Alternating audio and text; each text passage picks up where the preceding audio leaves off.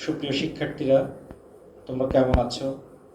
আশা করি তোমরা সবাই ভালো আছো। তোমাদের সমাস বিষয়ে আমি পূর্বে একটি ক্লাস নিয়েছি। আজকে সমাস বিষয়ে দ্বিতীয় ক্লাসটি নিব। তো এই ক্লাসটি আপলোড হতে একটু সমস্যা হয়েছে, তো যার জন্য আমাকে আবার নতুন করে ক্লাসটি নিতে হচ্ছে।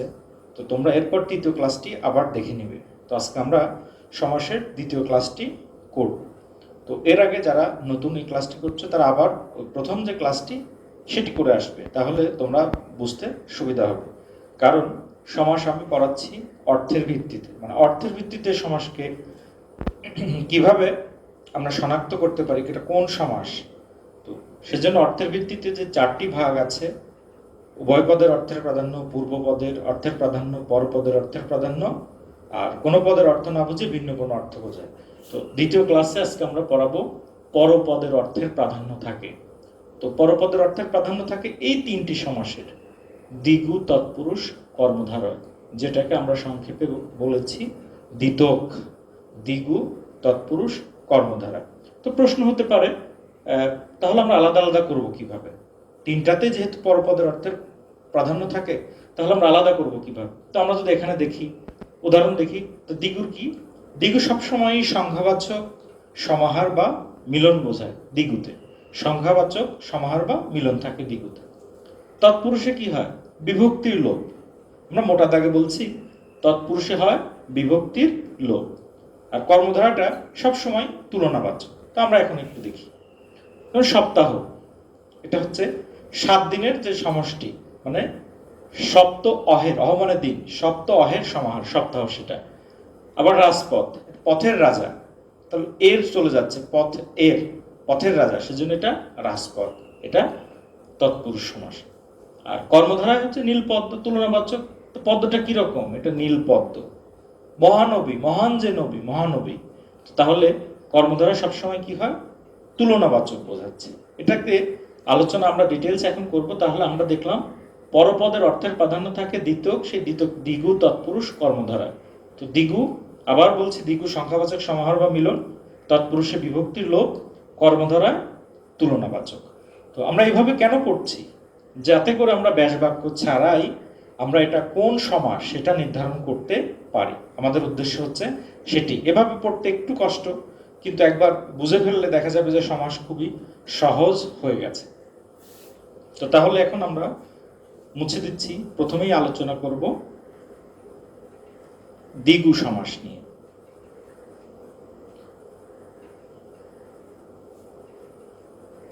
দ্বিগুতে বলেছিলাম সংখ্যাবাচক সমাহার বা মিলন। তো তাহলে আমরা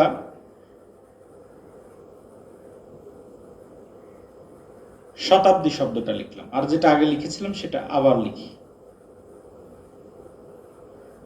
তো শত অব্দের সমাহার, শতাব্দী। তো মূলত এটা শত বোঝাচ্ছে, এটা সংখ্যাবাচক, আর এটা হচ্ছে কি আমাদের অব্দ মানে বছর, কিন্তু সবটা মিলিয়ে হচ্ছে শতাব্দী। হলো কি বোঝাচ্ছে? সেঞ্চুরি, মানে কালেকটিভ। এটা এখানে সংখ্যাবাচক এবং সমাহার বোঝাচ্ছে। তো সেজন্য এটা কি হবে? এটা দ্বিগু সমাসের মধ্যে হয়ে যাবে। যেমন ষড় ঋতু। আচ্ছা, একটু লিখে ফেলি, শত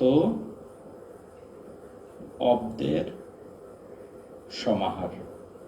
সপ্তাহ, সপ্ত অহের সমাহার। তারপর আমরা আরেকটা লিখি, ষড় ঋতু। ষড় ঋতু হচ্ছে, ষড় শব্দের অর্থ 6, তাহলে ষড়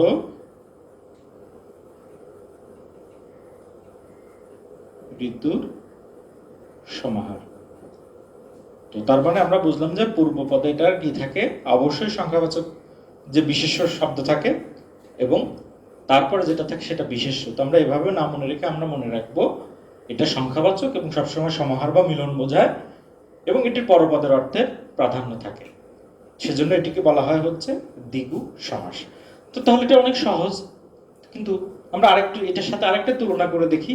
তাহলে আমাদের আরেকটা বিষয়, যে আমাদের মধ্যে একটা প্রবণতা থাকে সংখ্যাবাচক এবং সমাহার থাকার সাথে সাথেই অনেকে এটা দ্বিগু হিসাবে আমরা শনাক্ত করি। তো আমাদের সেখানে একটু যে ভুলটা একটু সংশোধন আমরা করে নিব। যেমন সেতার, সেতার একটি শব্দ, সেতার একটি বাদ্যযন্ত্র। তার মানে সে মানে তিন, আর এটা হচ্ছে তার। তো তিন তার থাকলে সেটা সেতার হয় না, সেতার ভিন্ন অর্থ দিচ্ছে। তার মানে এটা কি হবে, যেটা কোনো পদের অর্থ পূর্বপদ পরপদ কোনো পদের অর্থ না বুঝিয়ে ভিন্ন কোনো অর্থ দিচ্ছে, সেটি হচ্ছে বহুব্রীহি। তাহলে সেতারটা চলে যাবে সংখ্যাবাচক বহুব্রীহির মধ্যে। তাহলে কারণ সেতারে তিনটা তারই থাকলে সেতার নয়। আমরা যদি রাস্তার পাশে দেখি যে বিদ্যুতের পোলগুলোতে একটা থেকে আরেকটা তিনটা তার আছে, কিন্তু সেটা কি সেতার? সেটার না। আর সেতারের ব্যাখ্যা, সেতারে কম বেশি 17টি তার থাকে। তো তাহলে তিন কেন? কারণ হচ্ছে তিনটা তারে সেতারের সুর বাঁধা হয়। সেজন্য আমরা এটাকে ব্যাসবাক্য আমাদের মতো করে করতে পারি যে তিন তারে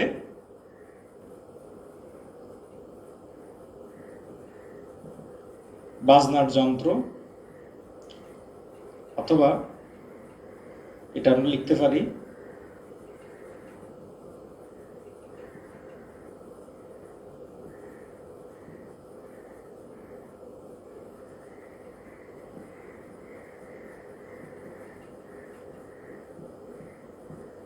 তিন তারের সুর বাঁধবার বাদ্যযন্ত্র। তার মানে এটা তিনটা তারে সুর বাঁধতে হয়, 17টা তার থাকে, এক একটা তার এক এক কাজে।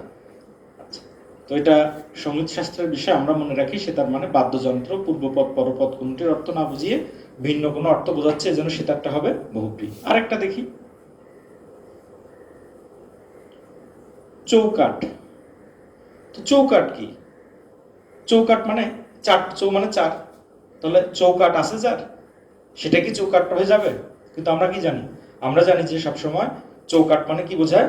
চৌকাঠ মানে বোঝায় হচ্ছে আমাদের ঘরের দরজা, দরজার যে চারটা কাঠ থাকে, দরজার যেটাকে কেন্দ্রিক, এটাকে বলা হয় চৌকাঠ। তো সেজন্য এটা কি চৌ মানে চার, তাহলে কি চারদিকে কাঠ যার, সেটা হচ্ছে চৌকাঠ। তাহলে চৌকাঠ চারদিকে কাঠ যার, তার মানে এটা সম্মেলন বা মিলন সমাহার কোনটি বোঝাচ্ছে না, এটা ভিন্ন অর্থ দিচ্ছে। আমরা এরকম আরেকটা আছে, তাহলে এটা কি হবে? এটা বহুব্রীহি হয়ে যাবে। তো আরেকটা দেখি এরকম, তেপায়া। তেপায়া মানে তিনটা পা থাকলে তেপায়া হয় না। তেপায়া এখন কি একটা আসবাব বোঝায়, মানে তিন পা বিশিষ্ট। অনেক সময় টেবলের বা বসার যে চেয়ারগুলো কিছু থাকে, সেগুলো অনেক জায়গায় তিন পা থাকে। তো সেজন্য কি এটা, এবং টি টেবলগুলো বেশিরভাগই তিন পায়ের হয়, সেজন্য এগুলোকে তেপায়া বলে। এগুলোকে আবার একটু তদ্ভবীকরণ করো হয়ে এটাকে টি5 ব্যবহার করা অনেক জায়গায়। তো তাহলে এই তে পায়াটা একটা আসবাব, তাহলে তিনও বোঝাচ্ছে না, পায়া বোঝাচ্ছে না, এটা কি তাহলে? এটা হচ্ছে বহুব্রীহি। তো তাহলে তে পায়া কি? তিন দিকে পায়াজার বা তিন পায়াজার, তিন পায়াজার, এটা হচ্ছে তে পায়া। তাহলে আমরা কি বুঝলাম? সংখ্যাবাচক সমাহার বোঝালে, সংখ্যাবাচক সমাহার বোঝালে সেটা হবে দ্বিগু, কিন্তু যদি সংখ্যাবাচক সমাহার না হয়ে ভিন্ন অর্থ প্রকাশ করে, তাহলে সেটা হবে বহুব্রীহি। তোমরা বইয়ের উদাহরণগুলো দেখবে, দেখবে যে দ্বিগু সমাসটা খুবই সহজ।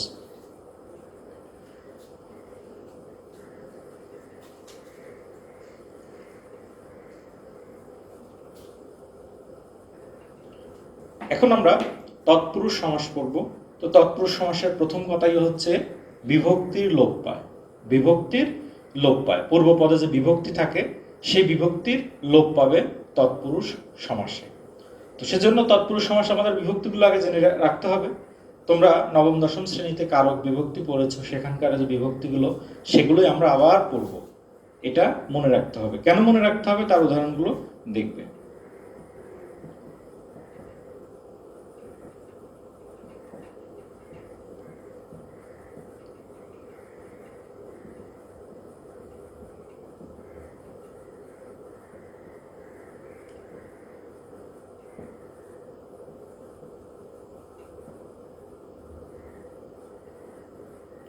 কে রে দ্বারা যে কর্তৃক, কে জন্য নিমিত্ত পঞ্চমী হতে থেকে যে ষষ্ঠী র এর সপ্তমী এ অ তে। তাহলে আমরা কি দেখলাম, দ্বিতীয় বিভক্তি কে রে দ্বারা দিয়ে কর্তৃক তৃতীয়া। তো এটা আমরা সবাই আশা করি সবাই পড়েছি। তো আমরা এটা আগের পুরনো পড়াটা আবার মনে রাখবো।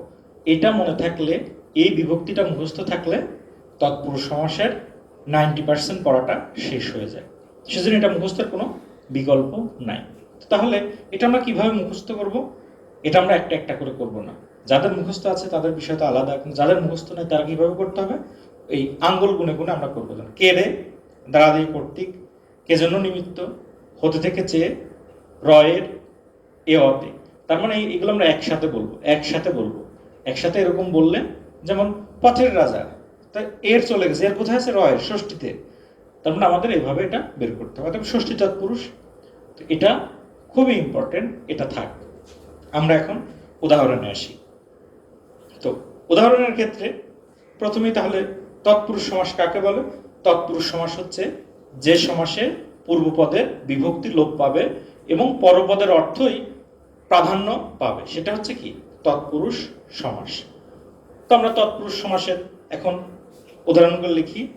এবং দ্বিতীয় তৎপুরুষ, তো দ্বিতীয় তৎপুরুষের উদাহরণ,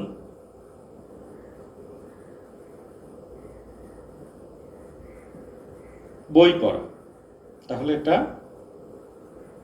বইকে পড়া। তো কে বিভক্তি চলে যাচ্ছে, কে কোথায় আছে? দ্বিতীয়াতে আছে, সেজন্য এটা দ্বিতীয় তৎপুরুষ। আচ্ছা, আরেকটি প্রশ্ন, এখানে দুইটা, এখানেও কে আছে, এখানেও কে আছে। তো এই কে ব্যবহারটা, দুইটাই কে হলে আমি কখন কোনটার ব্যবহার, এটা দ্বিতীয় না চতুর্থী মনে রাখবো। তো এই কে এর ক্ষেত্রে যে অর্থগুলো আছে এর সাথে আমরা দেখি, এগুলো ইংরেজিতে আমরা যদি দেখি এটা ফরের মতো, জন্য।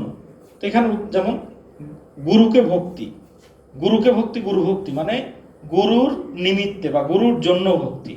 ওই কের বিকল্প হিসাবে এগুলো ব্যবহার করলে তখন অর্থ আসে। কিন্তু এখানে কি জন্য দিলে হবে না, বই জন্য পড়া বা বইয়ের জন্য পড়া, সেটা কিন্তু হবে না, অর্থবহ হবে না। কিন্তু এখানে গুরুর জন্য ভক্তি, দুই কি এর পার্থক্যটা আবার দেখাই। গুরু ভক্তি, গুরুকে ভক্তি, গুরুর জন্য ভক্তি। তার মানে বিষয়টি দাঁড়াচ্ছে এর বিকল্পে, এর বিকল্পে আরেকটি দিলে কি হচ্ছে, অর্থ আসছে এবং দুইটার জন্য অর্থ প্রকাশ করছে। সেজন্য এটা এটা হচ্ছে চতুর্থী তৎপুরুষ, এটা চতুর্থী। কিন্তু বইকে পড়া এই কে হচ্ছে দ্বিতীয়, কারণ এটা জন্যর জন্য না। তো বই পড়া গেল, বইকে পড়া, বই পড়া। তাহলে যেহেতু এখানে কে বিভক্তির লোপ পাইছে, এটা দ্বিতীয় তৎপুরুষ। ফুল তোলা, ফুল তুলে না যারা, বাগান থেকে ফুল তুলবে, তাহলে এটা কি? ফুলকে তোলা, সেটা হচ্ছে ফুল তোলা। তাহলে এখানে পূর্বপদে কে, কে বিভক্তিটা চলে যাচ্ছে, অতএব এটা দ্বিতীয় তৎপুরুষ সমাস। তো দ্বিতীয়ার এখানে আমরা আরেকটা বিষয় মনে রাখবো, ব্যাপ্তি বা ব্যাপিয়া অর্থেও দ্বিতীয় তৎপুরুষ সমাস হয়। ব্যাপী, যেমন মানে বিভক্তির সাথে সাথে আমরা ব্যাপীটা মনে রাখবো।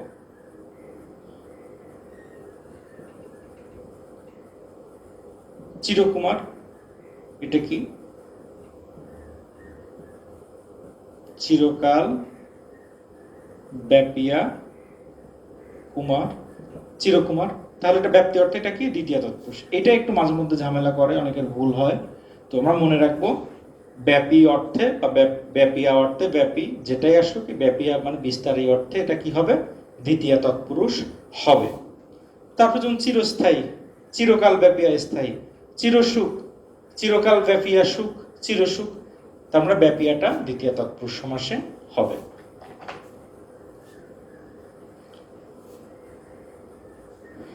তো আমরা তৃতীয়তে উদাহরণ আসি। মন গড়া,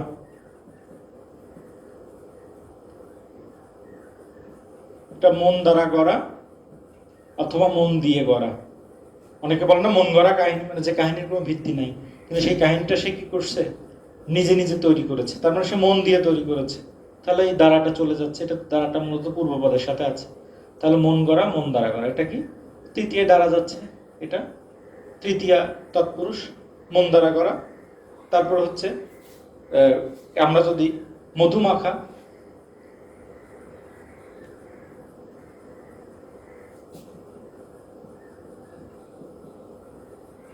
মধু দিয়ে মাখা, মধুমাখা, তো দিয়েটা চলে যাচ্ছে, দিয়ে কোথায় আছে, দ্বারা দিয়া করতে, তাহলে তৃতীয়া, তাহলে এটা তৃতীয় তৎপুরুষ। তার মানে যখন যেখান থেকে যে বিভক্তিটা যাবে তখন সেটা সেই বিভক্তির হবে।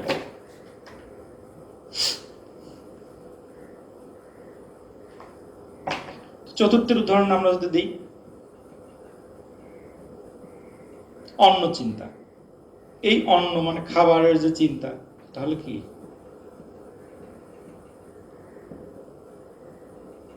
অন্নের জন্য চিন্তা, অন্ন চিন্তা। সেখানে আরেকটা প্রশ্ন, এখানে মনে হতে পারে যে এখানে তো এর বিভক্তি আছে, অন্যের জন্য চিন্তা, তো আমরা জন্য কেন হিসাব করবো, আমরা তো এটা অন্যের, এটাকে ষষ্ঠী তো ধরতে পারতাম, এরকম প্রশ্ন আসতে পারে না? তো তার উত্তর হচ্ছে সবসময় এই যদি এরকম পরপর দুইটা বিভক্তি, এখানেও একটা বিভক্তি আছে, এখানেও একটা আছে, তো এটা হচ্ছে অর্থসঙ্গতি রক্ষা করার জন্য, কিন্তু তৎপুরুষ সমাস নির্ণয়ের ক্ষেত্রে সবসময় এই দ্বিতীয় অবস্থায় যেটি আছে সেটির হিসাবটা করা হয়। এটা হচ্ছে এইটার 2 নম্বর যে বিভক্তিটা, তো এখানে কি আছে, জন্য আছে, তো জন্যটা কোথায় আছে, চতুর্থী তৎপুরুষে আছে, সেজন্য এটা হবে অন্ন চিন্তা, অন্যের জন্য চিন্তা।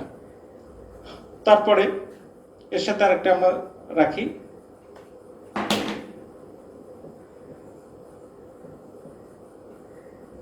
মুক্তিযুদ্ধ।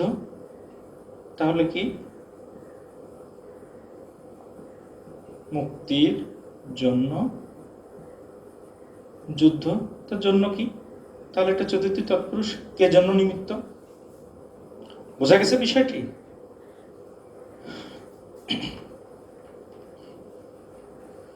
মানে যে বিভক্তিটা লোপ হবে আমরা সেই বিভক্তিটা এখানে হিসাব করব।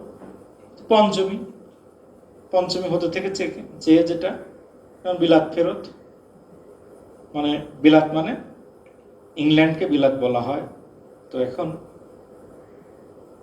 বিলাত হতে বা বিলাত থেকে ফেরত, সেটা হচ্ছে কি বিলাত ফেরত, তার থেকে কোথায় আছে, হতে থেকে চেয়ে পঞ্চমী, তার মানে এটা পঞ্চমী তৎপুরুষ সমাস, বিলাত থেকে ফেরত, বিলাত ফেরত। তারপরে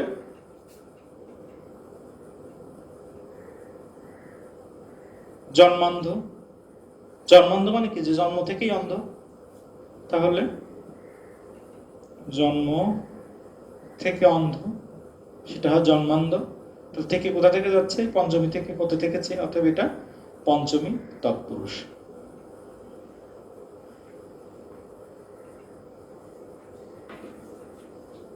ষষ্ঠীর উদাহরণ আমরা লিখি,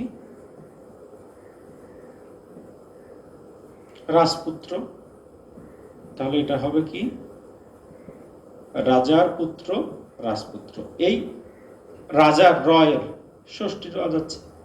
এখানে অনেক শব্দ তোমরা বইগুলো খুললে দেখবে, সব বইতেই লেখা আছে এগুলো, যেমন রাজ থাকলে রাজা হয়, রাজ থাকলে রাজা হয়, এবং কর্মধারার সময় আরো বেশি পাবে, যেমন মহান, মহান যে নবী, মহানবী। তারপরে সুন্দরী যে লতা, সুন্দরলতা, পুরুষবাচক থাকলে স্ত্রীবাচক হয়। তারপরে হচ্ছে রাত্রি থাকলে রাত্র হয়, পিতার ধন পিতৃধন হয়ে যায়, পিতা পিতৃ, মাতা মাতৃ, ভাই ভাতৃ, এইসব এই পরিবর্তনগুলো হয়ে যায়। তাহলে রাজার পুত্র রাজপুত্র, রাজার পুত্র রাজপুত্র, এখান থেকে কোন বিভক্তি যাচ্ছে, এখান থেকে হচ্ছে আমাদের এর বিভক্তিটা যাচ্ছে। পিতৃধন মানে পিতার যে সম্পদ, তাহলে এটা হচ্ছে পিতার ধনটাই পিতা, এখান থেকে র চলে যাচ্ছে, সেজন্য এটা কি হচ্ছে ষষ্ঠী বিভক্তি। তার মানে বিভক্তি যেখান থেকে যাবে সেটা সেই বিভক্তি, সেটা সেই তৎপুরুষ সমাস, মানে বিভক্তি অনুসরণ করেই তো মূলত এই সমাসটি হয়ে থাকে। এখন সপ্তমীর মধ্যে আমরা দেখি গৃহবাস, গৃহেবাস, এই বিভক্তিটা এখান থেকে লোপ পাচ্ছে। তারপরে আমরা গাছ পাকা, কাছে পাকা, যেমন এখানে কোন বিভক্তিটা চলে যাচ্ছে? এ কোথায় আছে? সপ্তমীতে। তার মানে এটা সপ্তমী তৎপুরুষ। গৃহেবাস, গৃহবাস, গাছে পাকা, গাছ পাকা, এখানে যে বিভক্তিগুলো লোপ পাচ্ছে এগুলো হচ্ছে সপ্তমী বিভক্তি লোপ পাচ্ছে, অতএব এটা হলো সপ্তমী তৎপুরুষ। তার মানে বিষয়টি কি দাঁড়ালো? যেখান থেকে এই বিভক্তি মানে দ্বিতীয়া থেকে সপ্তমী পর্যন্ত যে বিভক্তির লোপ সেটা সেই তৎপুরুষ সমাস। তো এখন তৎপুরুষ সমাস এই 6 প্রকারেও আরো কয়েকটি তৎপুরুষ সমাস আছে, আমরা সেগুলো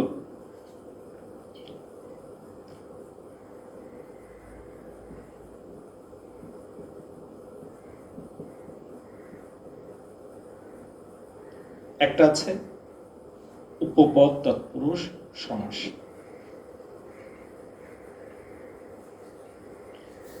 তো উপপদ তৎপুরুষ সমাসগুলো আমরা একটু কয়েকটা উদাহরণ লিখে নিই।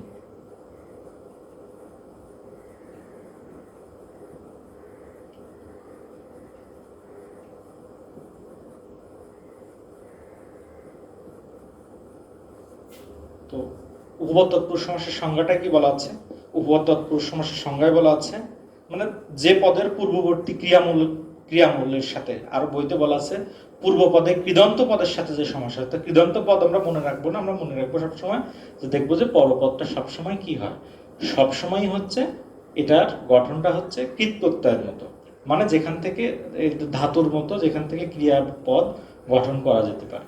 তো এখানে উদাহরণগুলো হিসাবে যেমন এখানে খেচর, এই চর এটা হচ্ছে কৃদান্ত পদ, এখানে হচ্ছে চরটা হচ্ছে, তারপর হচ্ছে যেমন উপপদ তৎপুরুষের মধ্যে যেমন পঙ্কজটা বহুব্রীতে চলে যাবে, পঙ্কে জন্ম যায়, সেটাই হচ্ছে পঙ্কজ। পকেট মার, এই মাঠটা, এই মাঠ চর এগুলো হচ্ছে কি সবগুলোই হচ্ছে ক্রিয়া বা ধাতুমূল, মানে যেখান থেকে ক্রিয়াপদ গঠন করা যায়, মানে পরপদে যখন এরকম ক্রিয়া ব্যবহার থাকে তখন সেটা কি হয়ে যায়? উপপদ তৎপুরুষ সমাস হয়ে যায়। তোমাদের যে বই আছে বইগুলো খুললে এর সময় এগুলো এখানে যে লেখো, যেমন জাদুকর, পকেট মার, সবগুলোর এখানে এই দ্বিতীয় পদটা সবসময় কি হয়ে যায়? কৃদন্ত পদ হয়ে যায়। তো খেচর, খে অর্থাৎ আকাশে চড়ে যে খেচর, জলে চড়ে যে জলচর, পকেট মারে যে পকেট মার, এগুলো মনে রাখতে হবে।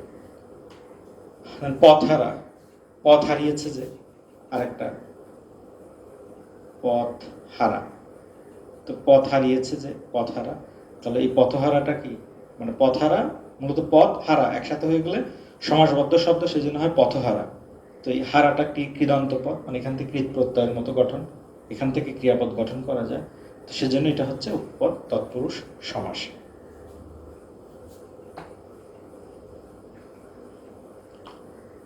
তারপরে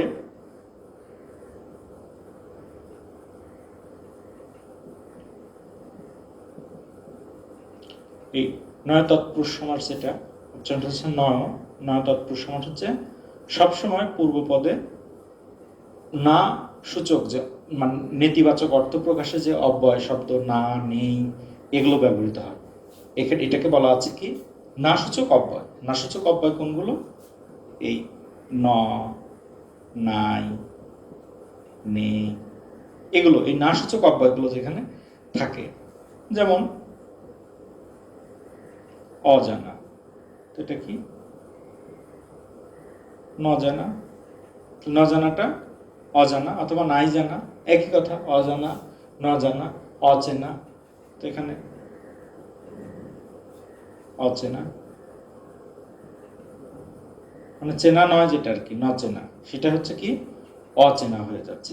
তার মানে পূর্বপদে সবসময় এরকম ন, নাই এরকম অর্থগুলো থাকবে। অদেখা, তো ন দেখা, অকেজো, নয় কেজো, বা নকেজো, তার মানে এটা হচ্ছে নয় তৎপুরুষ সমাসের উদাহরণ। বইগুলো দেখবে সবগুলো একই ফরম্যাটে পড়ে গেছে। তারপরে আমাদের আরেকটা থাকলো তৎপুরুষের মধ্যে, সেটা হচ্ছে অলুক তৎপুরুষ। অলুক মানে কি? যেটা লোপ পায় না। কিসের লোপ পায় না? বিভক্তির লোপ পায় না। তাহলে যেখানে বিভক্তির লোপ পায় না সেটা হচ্ছে, যে তৎপুরুষ সমাসে বিভক্তির লোপ পায় না সেটি হচ্ছে অলুক তৎপুরুষ সমাস। তো অলুক তৎপুরুষ সমাস আমরা উদাহরণে চলে আসি। যেমন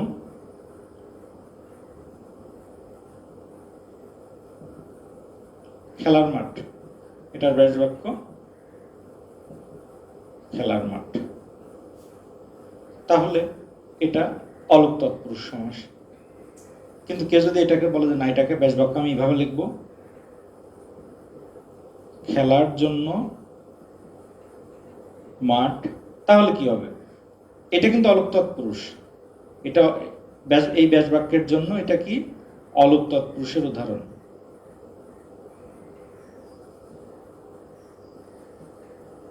আর খেলার জন্য মাঠ, এখানে কিন্তু এটা লোপ পাওয়া যাচ্ছে, তখন এটা কি? এই দ্বারা দিয়ে কর্তৃক হতে থেকে চেয়ে সরি কে রে দ্বারা দিয়ে কর্তৃক কে জন্য নিমিত্ত, তাহলে এটা তখন চতুর্থী তৎপুরুষের উদাহরণ হয়ে যাচ্ছে। তার মানে ব্যাস বাক্যে আমি কোন বিভক্তিটা ব্যবহার করছি, ব্যাস বাক্য আমি কোন ভাবে ব্যবহার করছি, কোন অর্থে ব্যবহার করছি, সেটার উপরে কি হয়? সমাস নির্ধারিত হয়। সবসময় যে খেলার মাঠ মানে অলুক তৎপুরুষ হবে সেটা নয়। আমি খেলার জন্য মাঠ দিলে সেটা অবশ্যই যখন চতুর্থী তৎপুরুষ হয়ে যাবে।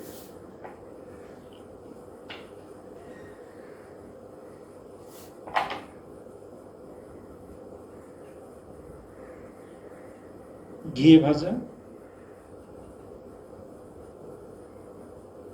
ঘি ভাজা অলুক তৎপুরুষ। কিন্তু কেউ যদি আবার এখানে লেখে ঘি দিয়ে ভাজা, তখন এই দিয়েটা চলে যাচ্ছে, তখন দিয়ে কোথায় আছে? তখন আমাদের সেটা আবার হিসাব করতে হবে দ্বারা দিয়ে, তখন তৃতীয় তৎপুরুষ হয়ে যাবে এটা। তাহলে ঘিয়ে ভাজা, ঘিয়ে ভাজা। গাছে পাকা, গাছ পাকা, কিন্তু অনেক সময় গাছে পাকাই শব্দটি লেখা হয় অলুক তৎপুরুষে। আবার অনেক সময় আমরা রবীন্দ্রনাথের একটা কবিতা কাব্যগ্রন্থের নাম আছে সোনার তরী, তো দেখি এটা কি হয়।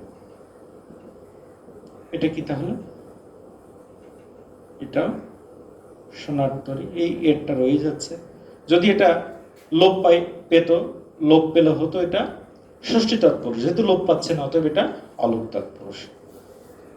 তৎপুরুষ সমাস তোমরা দেখবে এটা একটু বিস্তৃত, সেজন্য একটু মনোযোগ দিয়ে পড়তে হবে। কঠিন নয়, একটু দেখতে হবে, একটু বুঝে পড়তে হবে। এটাই হচ্ছে পড়া বা সমাস ব্যাকরণ আত্মস্থ করার যে মূল নিয়মটি।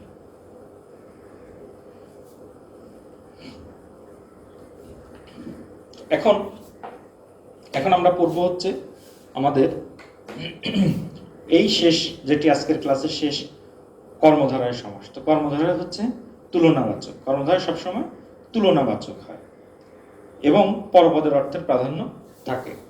তো এখানে কর্মধারয়ের মধ্যে এটা তুলনাবাচক, আবার বলছি এটা তুলনাবাচক, আবার পরপদের অর্থের প্রাধান্য থাকে।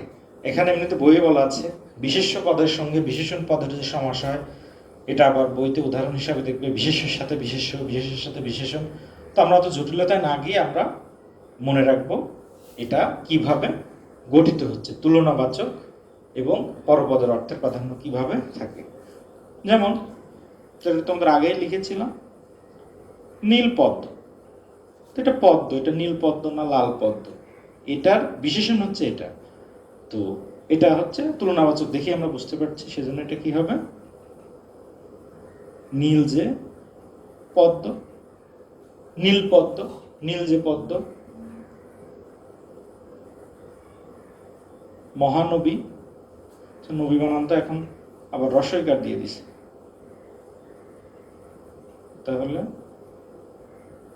মহান যে নবী, সেটা হচ্ছে মহানবী, মানে মহান থাকলে মহা হয়ে যায়।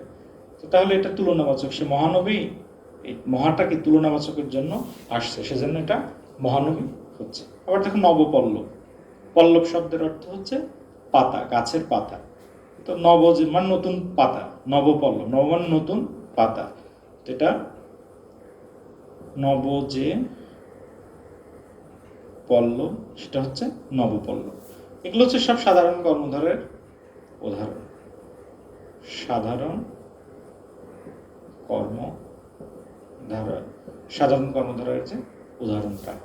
তাহলে নীল, পদ্ম, মহানবী, নবপল্লব সব তুলনাবাচক, তার মানে এটা কর্মধারা এবং সাধারণ কর্মধারা। এখন সাধারণ কর্মধারার পরে আমরা মধ্য পদলোপী কর্মধারায় দেখি, মানে মাঝখান থেকে কিভাবে পদ চলে যায়, মধ্য পদলোপী। যেমন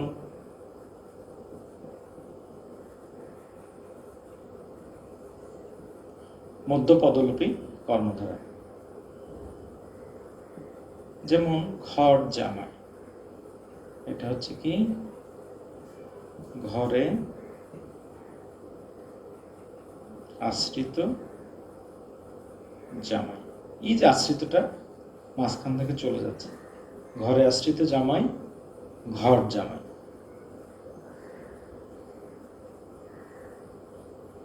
চাল কুমড়া,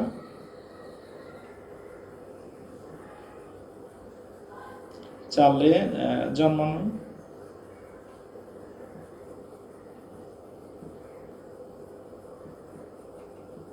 এই মাঝখানের পদটা চলে যাচ্ছে, চালে জন্মানো।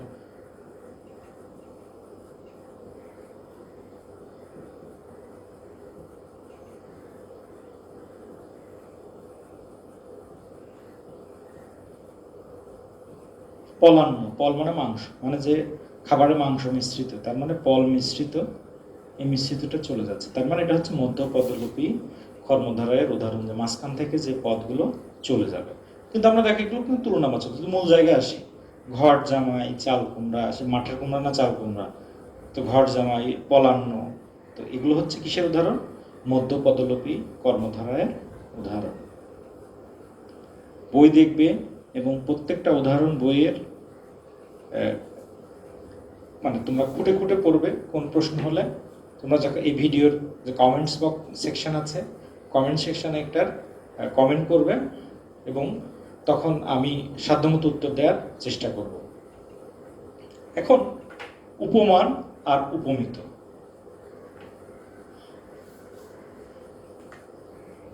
এই দুইটাকে আমরা একসাথে দেখাই।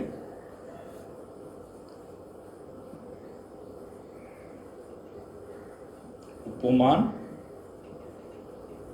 উপমিত, মানে উপমান উপমিতর মধ্যে পার্থক্য কোথায়?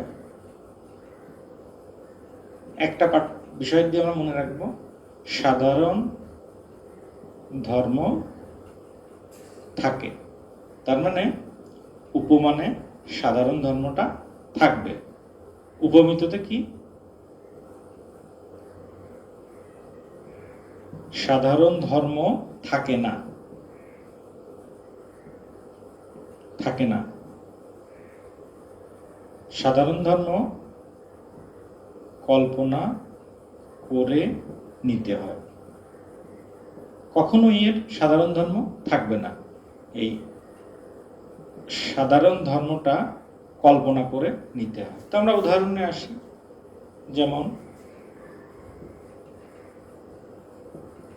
তুষার ধবল, তো এটার ব্যাস বাক্য হচ্ছে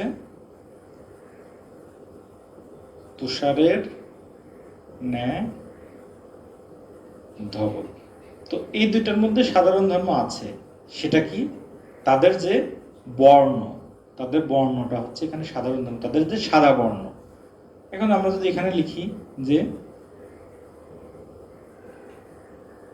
চন্দ্রমুখ বা চাঁদ মুখ, এটা হচ্ছে কি মুখ চন্দ্রের ন্যায়। মুখ এবং চাঁদের মধ্যে কোনো সাধারণ ধর্ম নাই। সাধারণ ধর্মটা কি করে নিতে হচ্ছে? কবি সাহিত্যিক তারা কল্পনা করে নিচ্ছে। চাঁদ এবং মানুষের মুখের মধ্যে কোনো মিল নাই। চাঁদ পৃথিবীর একটা উপগ্রহ, বিজ্ঞানীরা এখন গিয়ে দেখেছে যে কি চাঁদ, সেখানে ছোটখাটো পাহাড় আছে, খানাখন্দে ভরা, ধুলাবালিতে ভরা। তো তার মানে কি দূর থেকে চাঁদের যে সৌন্দর্য আমরা মুগ্ধ হই, সেরকম কারোর মুখ কোনো কবি সাহিত্যিক কাউকে যখন মুগ্ধ করেছে তখন সেটা বলছে চন্দ্রমুখ। তার মানে এটি সাধারণ ধর্ম নাই, কিন্তু কল্পনা করে নেওয়া হয়, সেটা হচ্ছে উপমিত। আর উপমানে হচ্ছে কি সাধারণ ধর্ম থাকে। আরেকটা উদাহরণ দেই, যেমন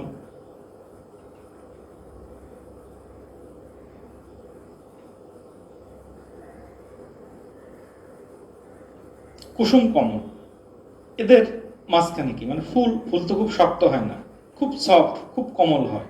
তো এদের যে তোমার যে সফটনেস মানে এদের যে কোমলতা, সেটা হচ্ছে এদের যে সাধারণ ধর্ম। কিন্তু এখানে যদি আমরা দেখি সিংহ পুরুষ, সাহসী অর্থে অনেক সময় বলা হয় যে সিংহ পুরুষ। তো এটা কি সিংহ পুরুষের ন্যায় না, পুরুষ সিংহের ন্যায়, পুরুষ সিংহের ন্যায়। কিন্তু এটা কি করে নিতে হচ্ছে, কল্পনা করে নিতে হচ্ছে। এটা হচ্ছে কাউকে বিশেষায়িত করতে আমরা কল্পনা করে নিচ্ছি, বা কবি সাহিত্যিক যারা আছেন বা সাধারণ মানুষ আবেগে আপ্লুত হয়ে এই বিশেষণগুলো প্রয়োগ করে। কিন্তু এদের মধ্যে কি নাই, এদের মধ্যে কোনো সাধারণ ধর্ম নাই, কিন্তু এটা কল্পনা করে নেওয়া হয়। কিন্তু কুসুমের ন্যায় কোমল, তাদের সাধারণ ধর্ম আছে। অতএব আবার বলছি, উপমানে সাধারণ ধর্ম থাকে, উপমিততে সাধারণ ধর্ম থাকে না, সেটা কল্পনা করে নিতে হয়। আমরা আরো কয়েকটা উদাহরণ দিই, এই জায়গা থেকে প্রশ্ন একটু বেশি আসে। এখন বজ্র কঠোর, এটা হচ্ছে কি তাদের এই মানে যে বিদ্যুৎ যে চমকায়, তাদের যে কাঠিন্যটা, এটা হচ্ছে তাদের সাধারণ ধর্ম, তাদের কাঠিন্যটা। তাহলে বজ্রের ন্যায় কঠোর, সেটা হয় বজ্র কঠোর।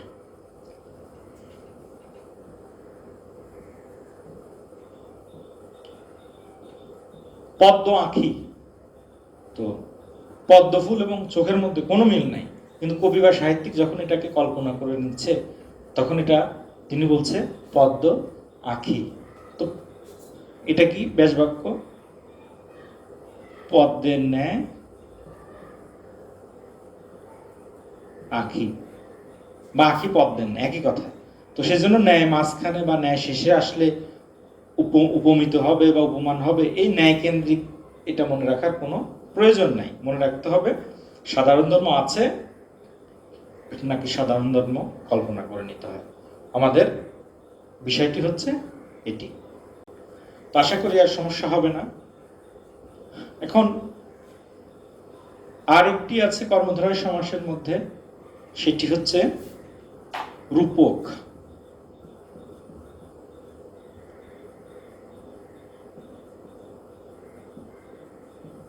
রূপক কর্মধারা যখন দুটি তুলনীয় যে বস্তুগুলো মানে যখন একটি একটির সাথে তুলনা করা হচ্ছে, দুইটার মধ্যে যখন আর কোনো পার্থক্য থাকবে না, একেবারে অভিন্নতা কল্পনা করা হয়, তখন সেটা রূপক কর্মধারা হয়ে যায়। তো কিভাবে হয় আমরা একটু দেখি। যেমন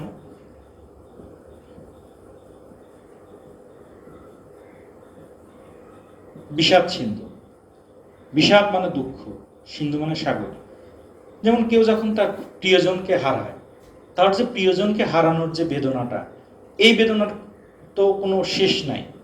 সময়ের সাথে সাথে সব শোকী মানুষ কাটিয়ে ওঠে, কিন্তু তখন তার কাছে তার জীবন, তার যে দুঃখটা কিসের মতো, সাগরের মতো, সাগরের বিশালতার মতো। মানে তার এই দুঃখকে এটার সাথে দুইটার অভিন্নতা কল্পনা করা হচ্ছে। আরেকটা উদাহরণ দিই, সেটা হচ্ছে মন মাঝি। এই মাঝি যেরকম নৌকাকে পরিচালনা করে, ঠিক মনও আমাদেরকে পরিচালনা করে। তখন এটাকে কি বলা হয়, মানে মনটাকে বলা হয় মাঝি। তাহলে মন মাঝি, বিষাদ সিন্ধু। তো এগুলো হচ্ছে কিসের উদাহরণ, রূপক কর্মধারয়ের উদাহরণ। এবং এটার ব্যাস বাক্য কি, বিষাদ রূপ সিন্ধু, বিষাদ সিন্ধু, মন রূপ মাঝি, মন মাঝি। আবার আমরা আরেকটা লিখি ভব নদী। এই ভব মানে জীবন, এই নদী যেরকম প্রবাহিত, আমাদের এই জীবনটা এরকম প্রবাহিত হয়ে যাচ্ছে। ভব রূপ নদী, ভব নদী। তারপরে যেমন আশা নিয়ে আমরা বেঁচে থাকি, আশাই তো আমাদের বাঁচিয়ে রাখে, আশা লতা। মানে এই যে আমাদের যে বিভিন্ন আশা লতা, গাছের লতা যেরকম ছড়িয়ে পড়ে সেরকম হচ্ছে কি এই আমাদের আশাটাও ছড়িয়ে যায়। তো তখন কি হচ্ছে, আশারূপ লতা, আশালতা। তো তার ফলে আমরা দেখতে পেলাম কি দুটার মধ্যে কি অভিন্নতা কল্পনা করা হচ্ছে। তো ঠিক আছে, তোমাদের আজ দ্বিতীয় ক্লাসের সমাপ্তি এখানেই করছি। তো দ্বিতীয় ক্লাসটা দেখার পর তোমরা তৃতীয় ক্লাসটি করবে এবং এরপরে আমি চেষ্টা করব সমাসের উপর কম্বাইন্ড আর একটা মানে বিগত বছরের যে প্রশ্নগুলো আসছে সেগুলো নিয়ে একটা ক্লাস নিতে। তারপরে তোমাদের এই সমস্যাগুলো কিভাবে দূর করা যেতে পারে মানে ওই ক্লাসে মানে চতুর্থ যে ক্লাস সমাসের আরেকটি ক্লাস নেব, সেই 4 নম্বর ক্লাসে আমরা এগুলো নিয়ে আলোচনা করব। তো ঠিক আছে, সবাই ভালো থাকবে, সুস্থ থাকবে আর লেখাপড়া করবে, কারণ এই করোনাকালীন যে ক্ষতি, আমাদের যে মানসিক এবং অর্থনৈতিক শারীরিক যে ক্ষতি, এই ধকল কাটিয়ে উঠতে হলে আমাদের অবশ্যই লেখাপড়া করতে হবে। লেখাপড়া করলেই কাঙ্ক্ষিত জায়গায় পৌঁছানো যাবে। সবাই ভালো থাকবে, সুস্থ থাকবে, সাবধানে থাকবে এবং স্বাস্থ্যবিধি মেনে চলবে। সবাইকে ধন্যবাদ।